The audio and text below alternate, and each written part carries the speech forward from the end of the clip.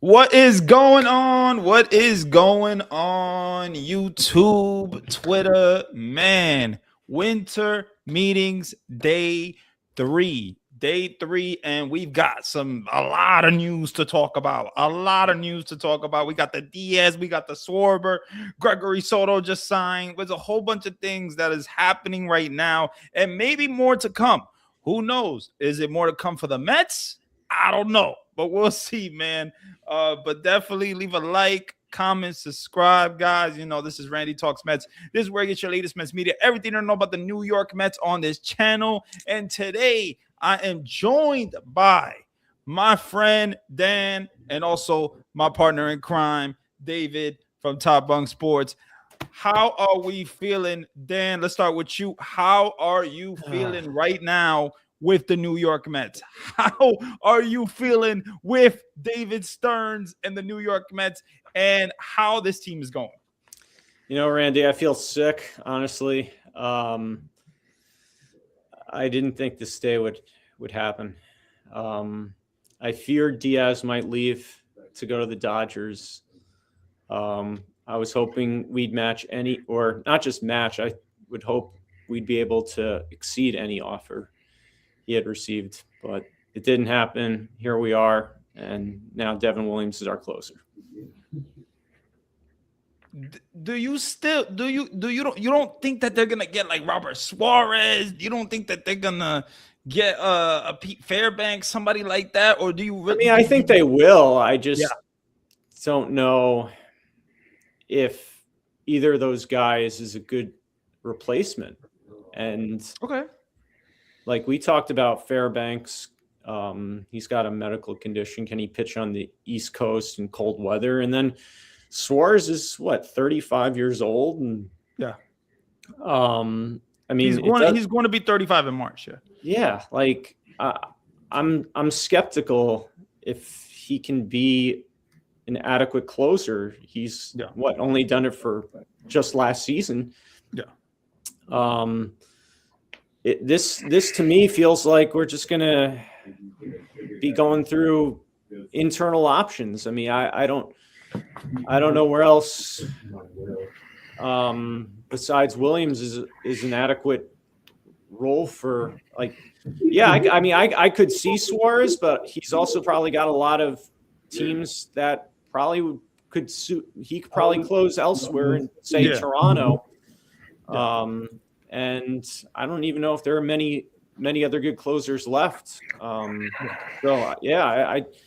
could see it, but I also feel like this to me seems like a Stern strategy where he's always built bullpens on the cheap, and he really hasn't spent much on relief pitching, even closers. And he did with even Devin Williams is kind of a modest signing. I feel you there. I feel you there, Dan. I see exactly what you're saying. I understand exactly what you're saying. This is a tough blow for Met fans. This is really a day that I didn't think it was going to happen. I did not think that we were going to lose Diaz. I didn't think that there was any shot from the beginning. But to be honest, he opted out of a contract that he was already getting paid the most money already, you know, the best reliever on the market, the most money on the market from a reliever standpoint. So the fact that apparently the Mets made an offer, you know, $66 million 3-year deal with some deferrals, it to me, it just didn't seem like he wanted to come back to the Mets. I just didn't think he wanted to come back to the Mets. And it really sucks. It really sucks because this is a guy that felt like he was the heart of the Mets. And now I don't know where they go from here. But I want to get your honest reaction, Top, my partner in crime. How are you feeling about all of this stuff? Well, to be honest with you, a little part of me is kind of hurts. Again, this is a closer that, you know, was one of the best closers in his last year as a Seattle Mariner. And then obviously Brody Van Wagen trades from him with Robinson Cano. We all remember that. His first year as a Met in 2019 wasn't great, but then he ends up kind of, rekindling himself the next I would say 2 years if you if you don't count the COVID year. But 2022 was a very special season for him. He got the fan base back on his side. It was like I said, historic season for him. And then obviously 2023, we know how that went. 2024, he tried to find his stride a little bit, and then 2025, he found himself back as the old Edwin Diaz. In a way, excuse me. When it came down to him opting out, there was no shocker. I mean, Randy, you and me, and other Met fans that we talked to on Twitter on Queens Baseball, shout out to Queens Baseball. We've all said that he was going to opt out. The last thing that I ever thought in my mind when he opted out was he was going to go to Los Angeles Dodgers. I thought he was coming back. I was one of the guys, and I stood front and center. Everybody else was saying that what he was asking for was too much, that the Mets shouldn't pivot that way, that whatever money he's asking for, that the Mets should use that money to allocate to other pitchers in the bullpen. I understand that. But Edwin Diaz is considered, in my opinion, one of the best closers in baseball right now. Edwin Diaz has been nothing but gracious and nothing but positive, and has done everything that he could. Yes, he's had his flaws as a closer with the New York Mets, but I felt that the Mets should have given him exactly what he wanted. He was asking for a 5-year, $102 million deal. I thought that was fair. I thought nobody else statistically was touching him. I think the closest was probably Suarez and then Devin Williams. But I guess that wasn't the case. And then as more stuff was coming out, he wasn't fond with the Mets about giving up Jeremy Hefner.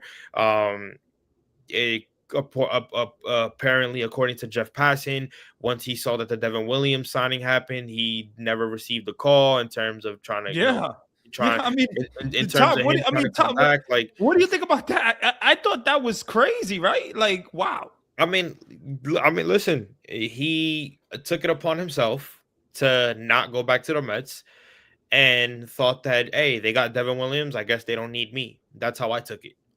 And it seemed like he didn't want to be here. It seemed like after they made their moves, I guess he thought that they needed to confirm with him, or they needed his opinion on if they needed Hefner or not. And I think he decided, hey, listen, I guess, I'm not that important enough to where and also his brother played a factor in it, right? His brother was with the Dodgers the year prior. So his brother was kind of giving him information in terms of how the Dodgers run their ball club and how well they do it. And, that also played a factor into him probably going in there and saying, yo, if that's how they run their ball club and they could be trusted, maybe that's where I want to be. So at the end of the day, it's like you said, it seemed like he didn't want to be here. It does, no matter how you look at it, no matter if you're on the Stern side or you're at Diaz side, it does look bad for the Mets, because that is another big time pitcher, another big time player that we have dropped within our circle. The next one to come above right now, as with reports coming out, is Pete Alonso. So again, it doesn't look good. All I'll say is this, and Randy, you have heard me say it multiple times today, they better pray to everything on God that Devin Williams pans out the way that they want it, because I promise you, the way Met fans are, and we know how we get, we're very opinionated. We puff out our chest. If we don't like something, we'll say it. If Devin Williams is worse than what he was as a Yankee, his first year as a New York Met, they will kill him, and it's not even this kid's fault. That's why I feel bad for him. And he's in a situation right now where if he does not succeed his first year, he's going to get the short end of the stick, and it's not even his fault. So I pray that everything works out for Devin Williams. But yes, that's my whole thing on the whole Diaz situation. Yeah. Then what do you think about Devin Williams and Diaz, and the fact that Diaz didn't know about Devin Williams coming to the Mets? How do you feel about that? I thought that was a little weird, but it is what it is. How do you feel? You mean Devin Williams didn't know? You mean Diaz didn't know about Devin Williams coming to the Mets? Yeah, Diaz didn't know about Devin Williams coming to the Mets. Yeah, that's a little bit surprising. But I feel like Diaz could have returned to the Mets if Stearns is more aggressive. That's just where I'm coming from. Is so far I've seen Stearns just be. he's just not willing to go a certain length with certain guys. It feels like every pitcher outside of Yamamoto, he hasn't been willing to go more than 3 years. And Yeah, I think Diaz would have re-signed if maybe they had upped it to a fourth, probably a fifth year. Maybe it would have been too much to bring him back for a fifth, but I mean, listen, 4 years, I don't think would have been asking too much. And I think maybe he would have gone back to the Dodgers, because clearly he didn't go back to the Mets to ask them to match. But I'm just, I mean, did you find that surprising? I found that surprising. Yeah. I thought Diaz wanted to come back to the Mets, but I don't think either side agreed to the length. And it just feels like Stearns just has a very stubborn way of viewing guys on the open market, where he's got a price point, and clearly he wasn't willing to go beyond 3 years for Diaz, and the money was equal. So why would Diaz stay if the money's equal, where he can go to a team that's already won back-to-back championships? Basically ever since Cohen took over, we've had to overpay to keep everybody or sign everybody. It's never been these guys are going to take less to pitch for the Mets, or if the money's equal. Like even last year with Soto, we had to blow the Yankees out of the water to sign him. It just, with every one of these guys, there comes to be a certain price point. And I don't know if you made that point, Randy or David, but a lot of closers, I don't think they're not worth as much as probably what he was looking for. But it's going to be hard to pivot from this. It really is. No, it is. It definitely is. Now I want to get into, obviously the Mets were interested in Kyle Schwarber, and there was a lot of interest in Schwarber. We've heard the Mets interested in Schwarber. New York Post posted it. So many people posted it. The Mets are interested in Schwarber. And then we hear today that the Phillies have re-signed Schwarber for 5 years, 150. Basically the kind of deal that I thought Pete Alonso would get, most likely. Now, I find that very interesting. Top, I want to go to you here. What do you think about that Schwarber deal? And do you think that it affects Pete's market? And who has the leverage now between the Mets and Pete Alonso? I think Pete does. Right now, Pete has a couple suitors in his way. I mean, we talk about the Baltimore Orioles, we talk about the Boston Red Sox. I think when it comes down to David Stearns, it's been reported. Don't know if it's 100% true, but we saw a report there a couple hours ago that the Mets are hesitant on going past the 3 years for Pete. And if you're looking at a Boston Red Sox who, kind of need a first baseman in a way, you look at the Orioles who are desperately looking for a first baseman and looking to at least, I would say succeed on a big time signing.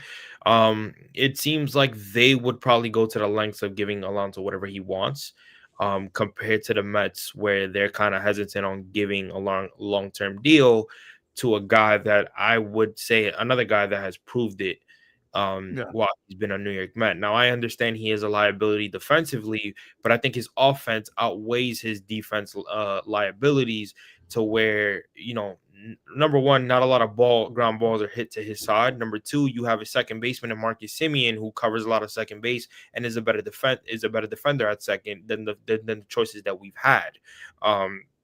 So I think that also plays a factor to where you really don't have to worry about his defense as much. Like I said, he's done enough offensively to where I don't think his defense is that big of an issue for the team, to where I think the Mets should look at this and be like, listen, we know we have a limit, whether we agree with it or not, but this kid has done everything that the organization has asked of him. He's a fan favorite. He's delivered every time he's come up to the plate. Yes, he strikes out a ton at certain times, and yes, he's a liability defensively, but his consistency offensively outweighs that. So I would say he deserves what he's asking for as well. It's just that depending on if the Mets want to, again, put their foot on the gas and go ahead and do it. But that's another guy that, like, right, if David Stearns has a conversation with him and says, listen, you 3-year deal, you take it or leave it. I see him going to Boston. So yeah. No, wow. I mean, going to Boston, the fact that that's really a thing now is going to be crazy, because we know that the Boston Red Sox, they do need a first baseman. Tristan Casas, you don't know what's going to happen with the injury. Is he going to come back fine? So it makes sense that the Boston Red Sox go after Pete Alonso. But the thing about the Boston Red Sox is they've also been interested in Alex Bregman. They were interested in Kyle Schwarber. And now they're interested in Bo Bichette. Now, I find that very interesting, because there's multiple guys that they want. But I've heard that they want either one guy or maybe two guys. But I just don't. I don't know if Pete Alonso's like their primary target. And I don't know if I believe that. And if he is, then okay. But you got guys like Alex Bregman. You got guys like Bo Bichette. Kyle Schwarber's off the board now. But those bats, I think Boston would like a Bichette here. They would like a Bregman who already played there, had a pretty good season, was injured, but had a pretty good season. So when it comes to the Pete Alonso with Boston, it is a fit, because his wife played. I mean, not his wife played. His wife lives in Boston, so it makes sense. But the 3-year deal, is Boston going to be willing to go a 4-year deal, maybe 5-year deal for Pete Alonso? And the Mets don't want to do that, and that's like the concerning part with this GM that we have, or president of baseball operations, David Stearns. Like, confidence level, Dan, how are you feeling in his ability to bring back a free agent the caliber of Pete Alonso? And how do you feel about that? Apparently, we're kind of out on Valdez. We're out on Amai. Like, those are a lot of questions there. But how do you feel about the Pete Alonso thing? Yeah, let's start there. Well, Randy, as I said with Diaz, the reason I think Alonso's leaving is the way he handled the Diaz negotiations. He's not willing to go a certain point, and if the reports are true that he's only willing to keep Alonso, Stearns is, to basically a 3-year deal with a club option, Alonso's going to leave. Okay, some team, even if it's not the Red Sox, some team's going to match that, or some team's going to exceed that. Like, he's not tied to a qualifying offer anymore, and he's coming off a tremendous season where someone, even if he's not going to, because you're right, Schwarber's deal is going to affect Alonso's. It impacts it, because now Alonso he's 2 years younger. He plays a defensive position. And now if Schwarber gets 5 years, Alonso's probably thinking he can get more. And I mean, I don't think he'll get more than 5, but he could very well get 5 with a higher AAV. And I think somebody's going to pay for it, even if it's not Boston. I still think it is going to be the Red Sox. They seem like a good fit. I mean, I don't know if the Orioles are going to spend that much money, but I still think that's another team that's been apparently interested in Pete Alonso. Well, they're setting up to meet with him. Yeah. I mean, I think Pete Alonso really doesn't have that big of a market yet. But the fact that he flew or whatever, he's now. Well, he lives in Florida, so he's meeting with these teams. Yeah. He's meeting with these teams today, and the Mets said there's no need to meet with Pete Alonso personally, because they already know kind of where they stand. They've been in touch. They're going to be in touch, but they don't need to meet personally. Damn, I mean, what do you think about that, though? The fact that they don't want to need to meet personally. Yeah, well, with Pete Alonso. that's fine, Randy. That doesn't really affect, in my opinion, anything, because they know each other already. I don't see any reason that they should meet. As I said, I just think Stearns is not a big fan of Alonso. If he was going to resign, it would be as a DH, and it's obvious that Alonso wants to play in the field, and I don't think he's going to commit long term the way he just refused to commit long term to Diaz, and it hurts your ability to, be successful in free agency if you're not willing to go long term. I mean, I get it with pitchers, but I don't understand it when somebody who's been healthy and durable his whole career, and obviously he's a fan favorite and all, but he's been one of the more clutch Mets, and it just feels like Stearns is not willing to spend the long-term number of years to keep these guys. And if it's true, it feels like he's only going to go for 3. And if that's the case, I think somebody is going to offer him more. Yeah. And that's why I just feel like he's going to be gone. And not for nothing, I feel like he's also trying to remake the way this core was constructed. Let's be honest, for the last 5 years, it's been a failing, core of the team between Nimmo and McNeil and Lindor and Alonso. I mean, they really haven't had much success, or at least consistent success. And it just feels like Stearns, he probably wanted to remake this team when he took over in 24 or after 24, but he didn't expect the season to be as good as 24 was. And he decided to run it back. And since it went so wrong last year, I feel like now he's going to try to just break up not the entire core, but most of it.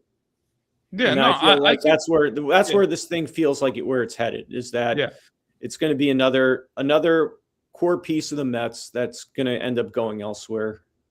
And wow. Yeah, I mean, so we're gonna lose. We're losing Diaz. Yeah, we might lose Pete Alonso, and I mean, who the hell are we gonna get for pitching? I mean, if are we gonna get? I mean, I don't know, Michael King, Freddie Peralta. I mean, I'm not that enthused with these. Sign it with the I think Peralta will probably be a trade, and then it sounds like Michael King is not going to want anything long term, so he sounds like a Stearns fit. I'm with you, Randy. I would have tried to go after Framber Valdez. Obviously, he wants a long term deal, and Stearns, as we've just discussed, doesn't do that. And Framber Valdez, I get the fact that you don't want to give him a 6-year deal.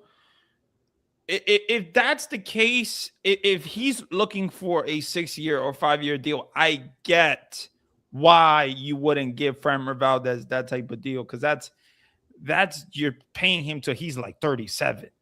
That's very interesting, and that's tough, because you don't know what could happen to the guy. But I think he's an awesome pitcher. In the second half, he did struggle. And also against really good teams, they were hitting him hard. So I like Framber, and I would like a Framber here, but I get why you wouldn't go the 6-year, 7-year deal for Framber Valdez or whatever. When I first heard about his market, I thought he was going to sign like a 3-year deal or maybe a 4-year deal. But if he's looking for a 6-year deal or something like that, which we kind of we don't really know what he's looking for. So we're kind of just speculating when it comes to the years. But I've heard he does want a long-term deal. But I don't know how long of a deal there. I mean, when it comes to pitching, Top, how do you feel about where we're going and the vision and overall? Do you see us making a trade? Do you see us signing a guy? It's such a tough thing to ask. But I mean, how do you feel like honestly as a fan? I mean, as the rotation stands right now, I don't feel great. However, you gotta go in with the notion that they do try to get at least one frontline starter. I know everybody keeps saying two. My thing is, I don't see them trading Kodai Senga because I think he still sees something value in Kodai Senga as a fourth or fifth. I think he still sees a potential in David Peterson unless they go out there and really say, listen, we could get a better lefty. Which obviously would have been Framber, but now with the report coming out that they're not interested in Framber no more, I think David Peterson stays. Unless what you're gonna do is you're gonna take either one and you're gonna ship them to Milwaukee with probably, I would say, maybe a Brandon Sproul or a Jet Williams. I don't want to give up Sproul, but you're gonna have to give up to get. I would say the best fit for them right now, if Minnesota's saying no to Joe Ryan, would have to be a Freddie Peralta, and that he would at least shake up your rotation and make it just a little bit better to where the rest of you guys could fall and play. I just think, like I said, they need a frontline starter, and if they don't, to where Nolan McLean has to be your number one, I think we are in big trouble. I agree. I think if Nolan McLean is your number one to start the season for 2026, we are in big trouble because it's not like Brandon Sproul made these strides like, oh, we can definitely put him as a number two. Oh, we can definitely put him as a number three. Like, he showed some promise, but then he struggled. But I do like Sproul. I think Sproul is going to be good.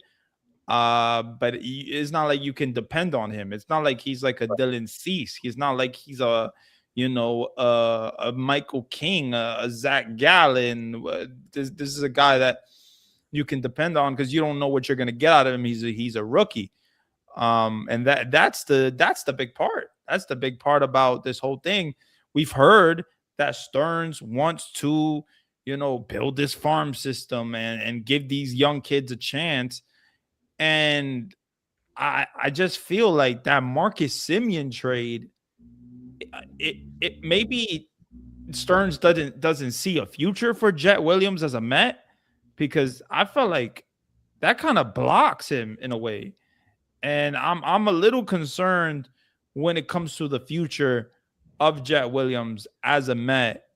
And maybe there is no future with him as a Met. I don't know. But that Marcus Semien trade, it was weird because you want to build your farm system. You want to go with these young kids and give them a shot. You said you want to give Carson Bench a shot and these young outfielders. I mean, I don't know who these young outfielders are. Is it Carson Bench? Is it a Jet Williams? Are you putting Jet Williams at left field? I don't know what Stearns wants to do. And that is I guess that's one of the most interesting things to watch when it comes to 2026. What happens with Jet Williams, your top prospect that's like what, top 30, something like that? Like, so it just that's going to be very interesting. But how are you going to get pitching here? Is it going to be by trade? Are you going to get a Freddie Peralta? Are you going to get a Joe Ryan? Maybe Joe Ryan becomes available. I still think that Joe Ryan could be available. If Tarek Skubal's available, and I think Joe Ryan is available. They literally talked about Skubal in the beginning. Remember the beginning of the GM meetings? They were like, oh, a Skubal is not going to be available in trade. And then we're hearing, okay, we're hearing now in the winter meetings and a couple of days earlier that he is available. Skubal is available. They are listening to offers. So I'm not reading with the Joe Ryan that he's just not going to be available. And I just don't see it. I mean, I don't know, Dan, if you think one of those guys is available, Joe Ryan. I don't know if you think that they're playing kind of possum a little bit. I think that they are. But like pitching, how are we going to get pitching here? Well, Randy, I think the Twins are posturing. I find it very hard to believe that they're going to keep Joe Ryan. They have a team that's just pretty much trying to rebuild and tear it down. Yeah, I think they're just trying to gain leverage, and I would certainly want to trade for Joe Ryan, but if their asking price is Jonah Tong, I wouldn't do it. I don't think Scooble is getting traded. Tigers are in a different situation where I think they're also posturing because they probably know deep down that they're not going to be able to re-sign him, but I feel like they also want to take one last shot with him. And so who the hell are we gonna get then? as I said, I think we're gonna get Freddie Peralta. Okay. Freddie Peralta. And then all signs seem to point to Michael King, who I don't love. Yeah. And there was something recently, there was a report that the Mets are interested in Trevor McGill. Yeah, the brother of Tyler McGill. What do you think about a Freddie Peralta and Trevor McGill trade? Because that's gonna have to be a trade. I mean, how are we gonna get them here other than a trade? It has to be a trade. So how do you feel about that? Well, I would be on board. I just think it'd be giving up. I mean, you mentioned Jet Williams. I'm sure he would be involved in that. I don't know who else would be in that deal. Probably Sproat or Tong. We'd probably have to trade even more for packaging. Would you give up Tong in that deal? That's a good one. I would say I would not. I think with you hold like Jonah Tong in a high. Yeah, I would only trade Jonah Tong if it meant getting Scooble. Okay. That's because I think Jonah Tong, he's going to start the season in the minors. I don't see him cracking the rotation. I think it would be a mistake if he does, no matter how good his spring training is. But I think by mid-July, he could be the way McLean was a force at the end of the season. I could see Tong being the same way next year. Like, his upside is just so hard to pass up, or so hard to give away, I should say. I just think he needed more seasoning. He got rushed up too quickly, based on need, but I wouldn't give up Jonah Tong unless we were getting back Scooble. But with Peralta, especially, he's also another rental, which is why, that's why I'd be careful in trading for him, especially if we're also packaging McGill in that trade as well, because then we're going to be giving up more. Yeah, it's tricky, especially because, you know what, relievers are just so volatile, where Trevor McGill looks good now. I mean, look at what happened with Devin Williams when he got traded to the Yankees. I would be careful about making that kind of a trade, to be honest. But if it meant just trading Peralta separately, I think I'd feel a little more comfortable, because I don't think we'd be giving up that much. Interesting. Yeah. I mean, Top. What do you think about a trade with Freddie Peralta and Trevor McGill? I mean, if you could probably just get a Freddie Peralta, I think that would be a little bit better. I'm not saying that Trevor McGill is not good, but I think the asking price would be a lot higher if you involve a Trevor McGill in a trade, where I think it'd be just a little bit. I think it would be just worth it getting that frontline starter. You also look at it from a standpoint of, if you do get Trevor McGill, then that's your setup man for Devin Williams. It's just tricky right now because, from everything that I read, they seem to still be locked in on Robert Suarez and Pete Fairbanks. Yeah. So it's kind of like, okay, well, if you pivot to a Pete Fairbanks, he's going to be the setup man to Devin Williams. And it's gonna, and then Robert Suarez, comes into the picture. He might be the closer, and Devin Williams might be a setup man. You know what I'm saying? Like, I think they have options there, if they want to address that, to where I think if they go to Milwaukee and be like, listen, what do you want for just Peralta himself? Yeah, and see what your options are there. Then I'm most likely, and he's not an ace per se, but they need a frontline starter right now, and I think he'd be the best fit. Is there any other starter that's kind of like that we haven't like discussed, like a Joe Ryan, Scooble, some like?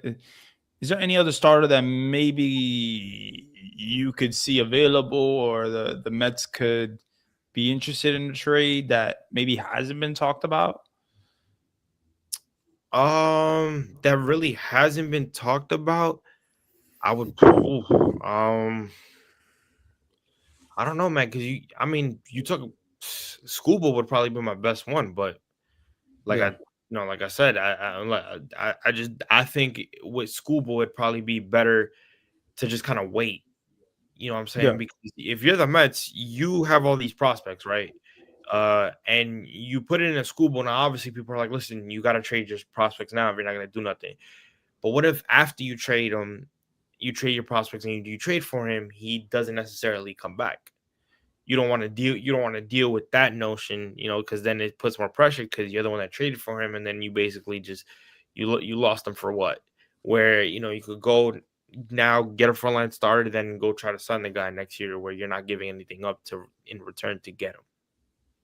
yeah. That's the scary part, honestly. Like if you trade for a Scooble, you give up prospects, and then he doesn't want to sign an extension, or he doesn't, or he goes to free agency, and you try to sign him, you try your best, Right. and you don't get him. It's like, damn, that sucks because you traded away some prospects that could have helped you, like a Jonathan, like a Jet Williams. These guys, I think Jet Williams is becoming, like, I don't know if it's the word expendable, but he's becoming like he's a prospect now that is blocked. So I mean, let's start with you. I mean, Dan, do you think Jet Williams is going to be traded? Do you see a fit for Jet Williams as a Met anymore after this Marcus Simeon trade? I do, because I could definitely see Marcus Simeon getting traded next year. I feel Wow. like I feel like you could just groom Jet Williams in the minors for about a season, like let him get some more seasoning down in AAA, and I would be inclined to, if Simeon's bat continues to decline like it has the last 2 years, I think you could either trade him or you could, Yeah. release him. I feel like he'd be a lot more expendable with 2 years to go. So I definitely see Jet Williams still as the Mets' future second baseman. Okay. Um, I feel like they're just going to take it slow with him. I could see him being possibly moved to the outfield if you put Benj in left and Williams in center. But with his height, though, you think he could Yeah, play his center height, field? that could be an issue. And I think it would also be an question mark to have two rookies in the outfield. Yeah. Which is why I would probably just be a little more patient with him. Okay. I think Simeon is more expendable than you think. Like that's where I think the benefit of trading for Simeon is not just, like, we all know about how good he is defensively, but he's more flexible. It's more of a flexible contract as opposed to 5 years of Nimmo. It's going to be 3 of Simeon, and if you just play out this season with him, try to move him next year, I think it's easier to move him with only 2 years to go. Which I think that will eventually clear a path for Jet Williams. And even if Simeon does stick around, I think they could just put him as a utility guy. Like I would not, Yeah. I do not see Simeon as a roadblock to Jet Williams. And if he does get traded, it will be for a Peralta. It would most definitely be for a Scooble. But to David's point, I'd rather hold on to the prospects when it comes to a Scooble trade and wait for him to be a free agent to sign him.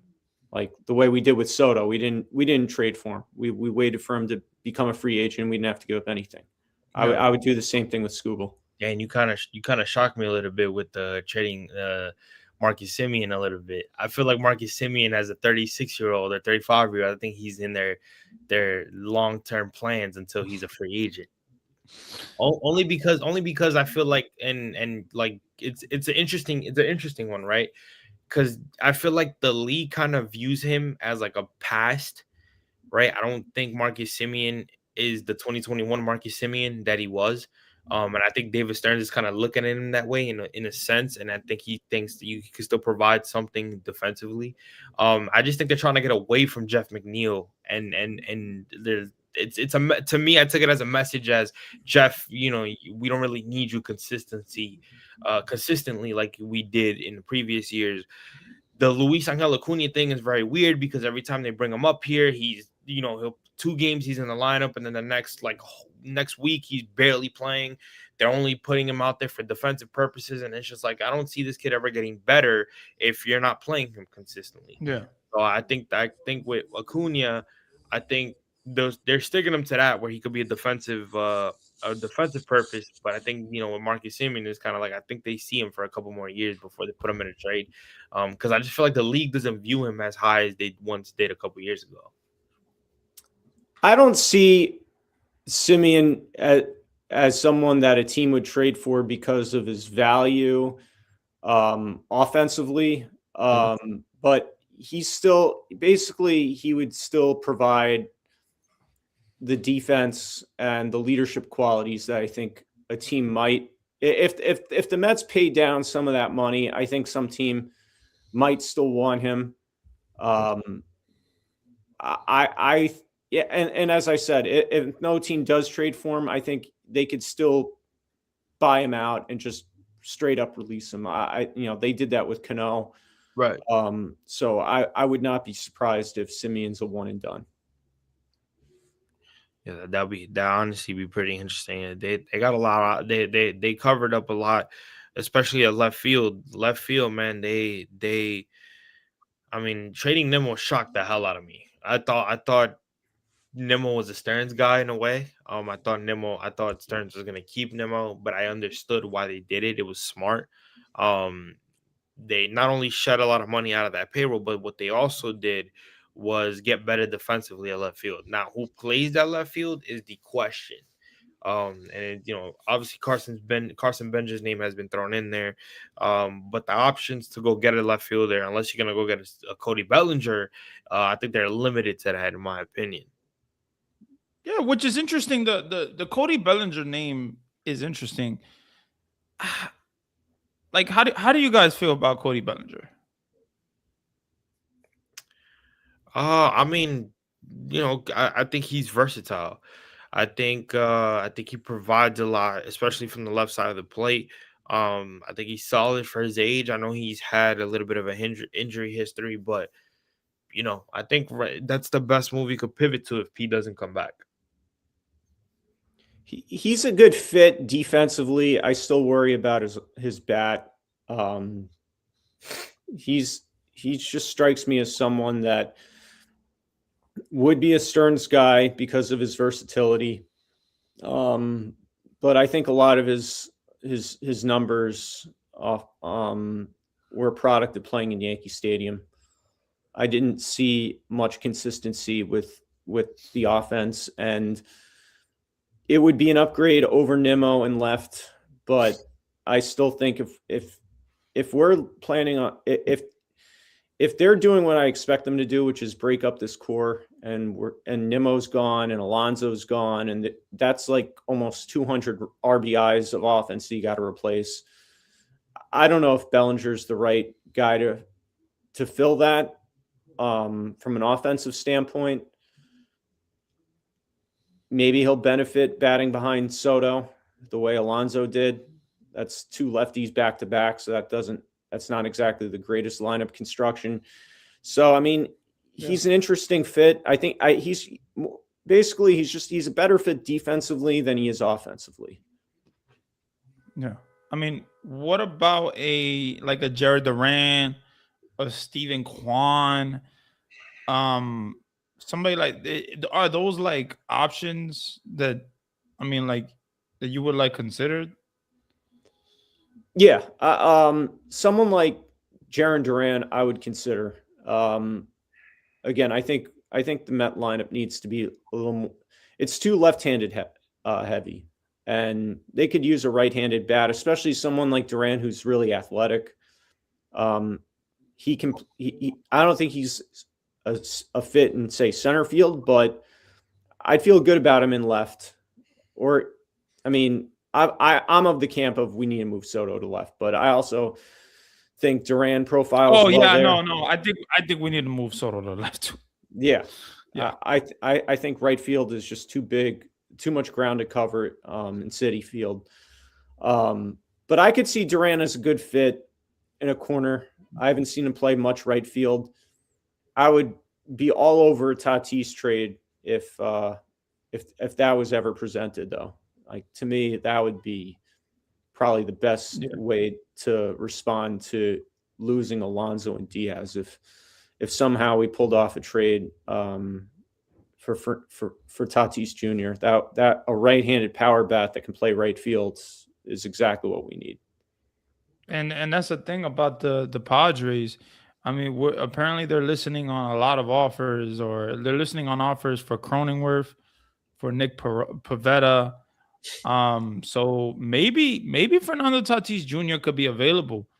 And if that happens, that would be really wild. I mean, we're already seeing that Ketel Marte is available, and it's funny because us in Queens baseball, we were talking about Ketel Marte for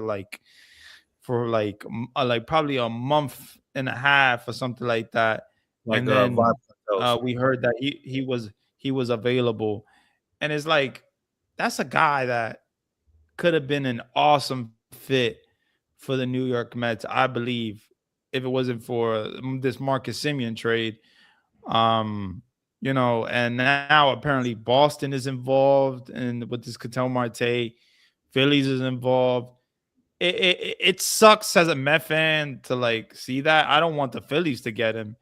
Boston, I wouldn't hate if they get him because I like Boston. My dad is a Boston fan, so wouldn't hate it. But definitely, the Mets just got to figure out what lane they're gonna go in, who they're gonna get, because they have to get so many people. They just this is more targets that you have to get now. You lose Diaz, it just puts more pressure that you got to make a move. And I don't know if the Mets are going to make a move this winter meetings. Maybe not. Apparently, Andy Martino said he doesn't see a domino falling. So, in the near time right now, especially with this winter meeting stuff. So I don't know what David Stearns is doing. I don't know if he's just taking his kids to Disneyland or whatever it is. I don't know what's going on. But he said, David Stearns. David Stearns used to wake up. Meetings is in Orlando. All right, kids. Look, I'm gonna take you to Disneyland. We just gotta make a couple pit stops. I'm gonna make a couple moves just to show the fan base that I'm tuned in, even though I'm not. That means get rid of our closer. First baseman's probably gone. Go get a closer so that way I can replace one with the other. In all actuality, let me open the book of scraps from the New York Yankees and continue my role of picking up their number twos. So, I honestly wouldn't be surprised if he goes after Luke Weaver. I would not be surprised if he goes after Luke Weaver. But to me, it feels like they're in a Michael King. I feel like the Michael King just makes sense for them because that's how they're feeling. Michael King. Yeah. My fear with Michael King is that they're going to offer him a 3-year deal, and another team is going to offer him a 4-year deal, and the other team is going to get him. That's my fear. That's my fear with the Michael King situation. And also, I like Michael King. I think he's the fact that it's funny how desperate the Mets are for pitching. And that's the thing. They're desperate. They need pitching. Because Jonah Tong is probably going to start the year in AAA. Brandon Sproul, I don't know where he's going to start the year. Either he's going to start the year on the team or maybe in the rotation. But what happens with Senga? Apparently David Peterson is on the block. Let's get to that. Then, how do you feel about the news about David Peterson being on the trading block? I found that very interesting. I found it interesting too. I'm also encouraged by that. I don't think Peterson can last a full season. He was great in the second half of 24. He was great in the first half of 25. And then he was awful at the end of the second half. I want to see a starter that can just give me a full season. And yeah, I don't know if Peterson's anything more than a back-end starter. And that's the reason I'd rather keep someone like Senga, you can put in the back of the rotation, and maybe if he's healthy, he becomes the top of the rotation starter. Where Peterson, I feel like this is who he is. And we have to do better, Randy. Like you said, we need pitching. And we have too many number 4, number 5s. Like at this point, that's what Brandon Sproat is. He's a back-end starter. We need more guys who can be at the front of the rotation. That we don't have enough. Do you feel like there's potential for Brandon Sproat to be like a number 3 starter? Or even a number 2 absolutely. At some point? I mean, the potential's there. I don't know. Because this was a prospect that was kind of highly coveted, right? I mean, this was a prospect that was apparently. Yeah, he was highly coveted, and he also was pitched really well in the minors last year. In the Garrett Crochet deal, maybe. So I think that there's some promise with Brandon Sproat. Absolutely. He's a guy that was a top 10 prospect, and he was awesome in the middle of the season last year. He had like this unbelievable streak, I want to say, in AAA. And I think if he's more consistent, I think he could be more of a 2 or 3 starter. I don't know if he'll ever be an ace, but yeah, I feel, I don't know if they'll be able to unlock the best of Brandon Sproat, but listen, Mets drafted him twice, so they think really highly of him. They did draft him twice. They did draft him twice. That was different regimes? Was that different? Yes, different regimes. Yes, I believe 23 was with Epler. Yeah. Yes, Epler's final year. Yeah. Yeah, and then I think the next year it might have been with Stearns. I'd have to look it up, but I thought Sproat was drafted in 24. Or maybe I'm getting my years mixed up, but I'm pretty sure it was an Epler draft when he took Sproat a second time. Tom, what do you think about David Peterson and a trade involve him on the trading block? We didn't see him. I don't think we saw his name on the Stearns 6 or whatever, the list that came out with Jeff Passan. So, I mean, what do you think about this? This is kind of interesting, right? It goes back to what I said in terms of them possibly having to move him or Senga to go get maybe like a Freddie Peralta, for example. You put in a lefty who really doesn't cost much. Yes, he's a veteran, but if you're Minnesota here, Milwaukee, excuse me, you're looking at it from a factor of, he pitches well in that stadium. Another lefty in that rotation. Why not with the bunch of young arms that they have?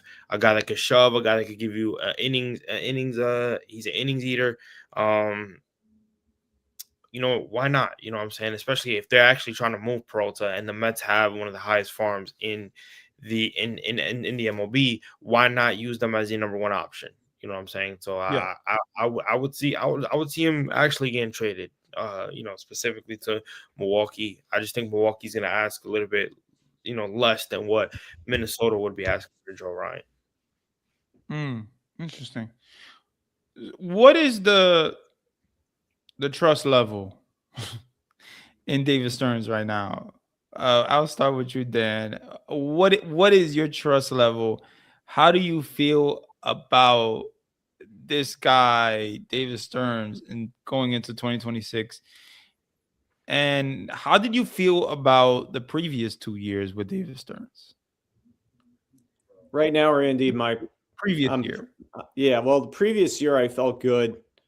I was hoping Stearns would build off of 24 success. He made so many great under the radar moves his first year that worked out. But the way he handled the pitching staff, he just, giving Minaya and Montas these multi-year deals. He was gambling once again on reclamation projects, and it didn't work. And then he had this horrible trade deadline. And now to lose the best closer in baseball to a team that's going to, in the Dodgers, who's going to just be in our way for as long as they're going to try to contend. It's sickening. And my confidence level now is really low. I don't know how he could. I mean, if you could put it like in a scale, like a 1 through 10, how do you feel? I would put it at a 3. It's pretty low. Wow. Yeah, I still feel like did it get lower today? Yes, it did. It was probably a 5 before, and I would say now it's a 3. On a scale of 1 to 10, I want Stearns. It hurts. Yeah. Well, I don't think he's going anywhere for a while, but yeah. I mean, this -4 from John. Yeah. Wow. No, I think he's got to realize to play in the free agent pool, you gotta learn to be uncomfortable. And he's still in this mode that he's in Milwaukee. He's still operating with a small budget. He's clearly got a plan where he wants to make over this team. He probably seen how poorly this roster has done for the last 5 years, or not meeting expectations for most of those seasons, besides 24. And he's going to obviously try to make it remake this roster, but I don't see how he's going to do it if he's not going to be more aggressive. He's clearly wants to build a more sustainable team by having a better farm system, and it's there.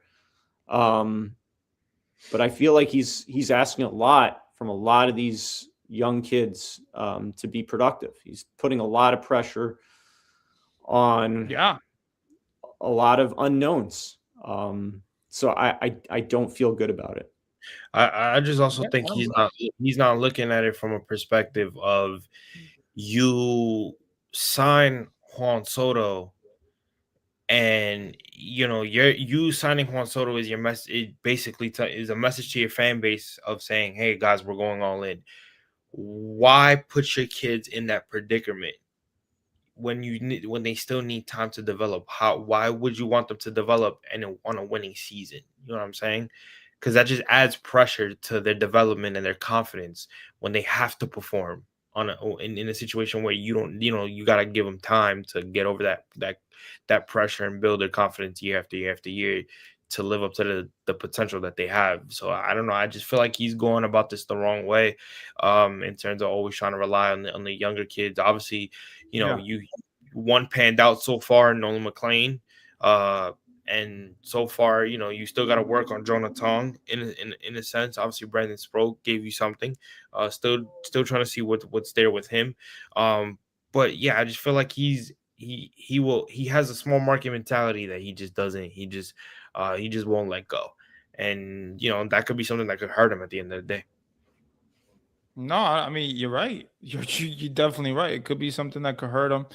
The only really good 2 things David Stearns did in 2025. Well, this is not counting the trade deadline, because I don't want to. Before the trade deadline is get Brooks Raley and get Clay Holmes. And Clay Holmes had a really good season. He finished 9th in ERA. He gave some innings, and it's going to be very interesting to see what he does in his second year. Very, very interesting, because I'm like, I thought I think that with Clay Holmes, he has so much movement that it's a little too much movement at times, and he walks so many guys. Sometimes I think he doesn't know where the ball is going.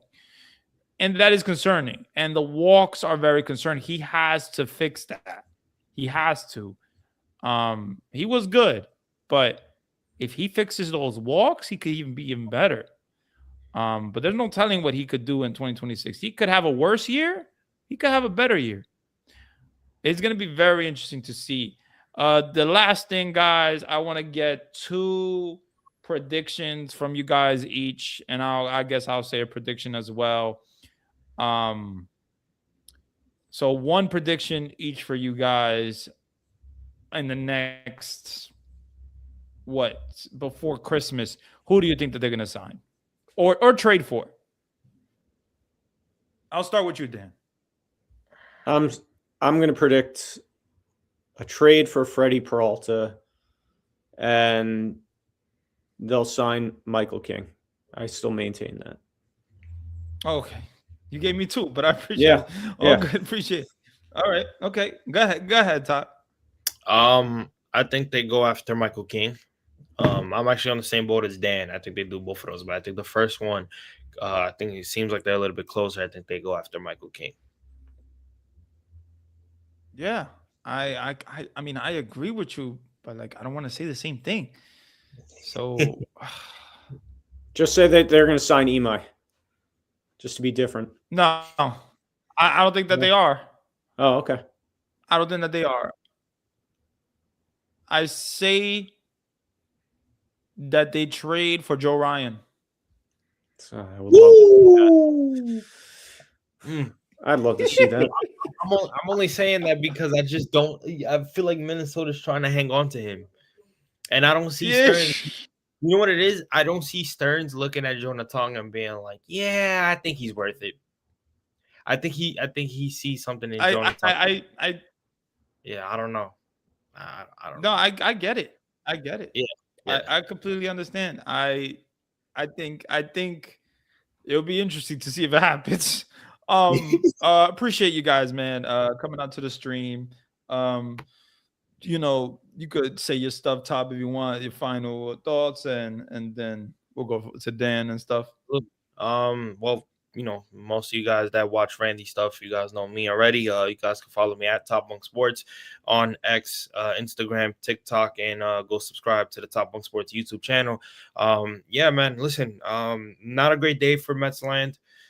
We still lost one of our premier closer, fan favorite in Edwin Diaz. I am not all the way crashing out yet. Again, this guy is here for a reason. So as upset as I am with him, it's not all the way his fault. Edwin Diaz did not want to be here.